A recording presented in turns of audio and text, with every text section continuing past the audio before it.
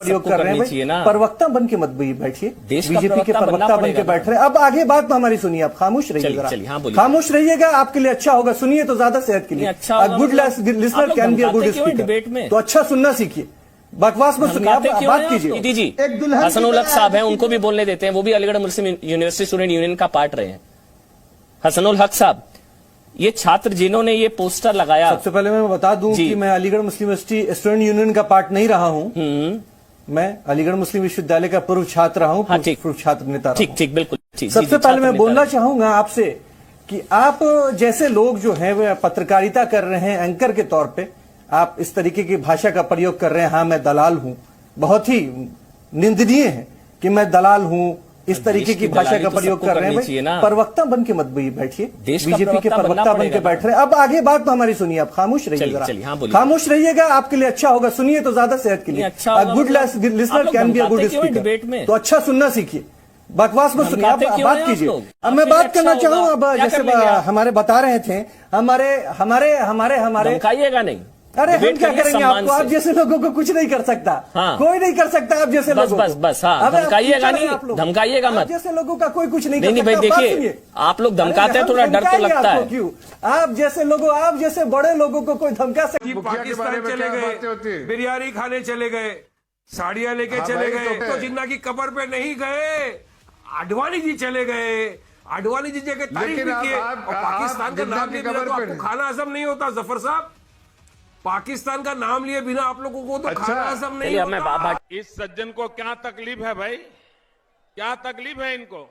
अब सवाल सुनिए, रजाकारों की बात हो गई। अब जिन्ना थे, उन्होंने देश के टुकड़े किए, उनका गारक हो, उन्होंने देश का गारत करने में सबसे बड़ा हाथ जिन्ना करा। हमने काफी सारी बात की, तो मैं पूछना चाहता हूं कि एक और शख्स भी थे इस देश में जिनका नाम था नथुराम गोडसे, क्या आप उनको हीरो मानते हैं, आतंकवादी मानते हैं, देश का सबसे बड़ा गद्दार मानते हैं? क्योंकि उसने तो father of the nation Mahatma Gandhi का कत्ल कर दिया था। मुझे सवाल का जवाब चाहिए, उसको हीरो मानते हैं, गद्दार मानते हैं, देश का सबसे बड़ा आतंकवादी मानते हैं? जवाब दो।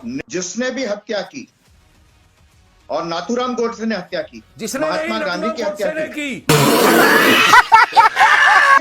तुम्हारी औकात है क्या टीवी का चैनल पे डिबेट करने की? तुम हमारी आरएसएस का एजेंट है, तुम आरएसएस का इस भ्रम में मत रहो, एजेंट लिखो इसको यहाँ पे, इस भ्रम में मत रहो। 15 करोड़ रुपए भारी होंगे, आरएसएस का एजेंट है, भारी होंगे, इस भ्रम में मत रहना कभी। ये इस भ्रम में रहने, इस भ्रम से बाहर निकलो। अरे चल बे चल, 15 मिनट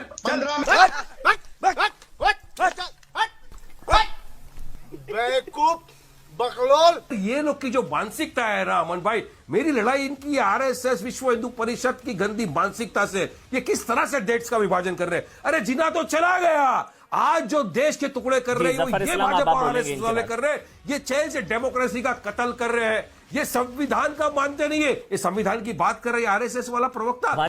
तुम्हारे जैसे लोग इस वर्कर के पास चले जाइए। मैं लीडर्स की बात ही नहीं कर रहा, ना मैं मुदित अग्रवाल की बात कर रहा, ना मैं अदिति जी की बात कर रहा, ना मैं धीरज गुर्जर जी की बात कर रहा। मैं कर रहा हूं कांग्रेस के वर्कर्स की बात। 99.99% हिंदुस्तान में कांग्रेस के जो वर्कर्स हैं वो गांधी को अपना लीडर चाहते हैं, और डेमोक्रेसी और लोकतंत्र में यही होता है, जो वोटर होता है ना, जो वो चाहता है वो होता है।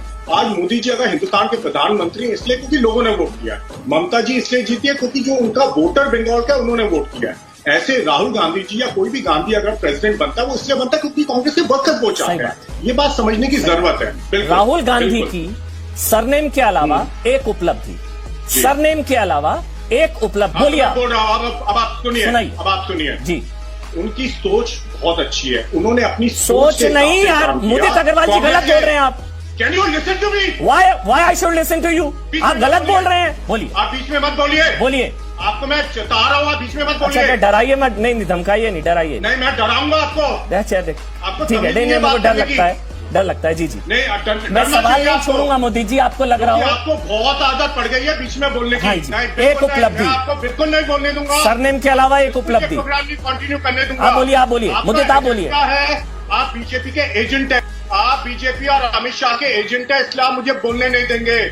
आपको वहां से डंडा पड़ता है, डरते हैं आप उनसे, बिल्कुल चुप रहना। उपलब्धि जी मैं आपको जानता हूँ, आप बीजेपी के एजेंट है। चलिए ना, सब स्वीकार सर। इतनी अच्छी सोच थी राहुल गांधी जी की, उन्होंने यूथ कांग्रेस में इलेक्शन करवाए, NSUI में इलेक्शन करवाए। वो क्यों करवाए थे? क्योंकि उनको कहीं ना कहीं लगा कि जो यंग लोग हैं, जो नए लोग राजनीति में आना चाहते हैं, ये उपलब्धि है। आपकी समझ में नहीं आएगी शायद, क्योंकि आपको वही समझ में आता है जो अमित शाह और मोदी जी कहते हैं, आपको आ ही नहीं सकती अमर जी समझ में। तो प्लीज, जनता को समझ में आ रही है तो आप बीच में ना बोले तो अच्छा है, मुझे जनता से बात करने दीजिए। तो उन्होंने यूथ कांग्रेस NSUI में इलेक्शन करवाया है, जिससे कि काफी प्रतिभा यूथ कांग्रेस और NSUI में आगे निकली, जो आगे बढ़ के फिर उन्होंने लीडरशिप का रोल लिया, उन्होंने यंग लोगों को कांग्रेस में प्रमोट किया।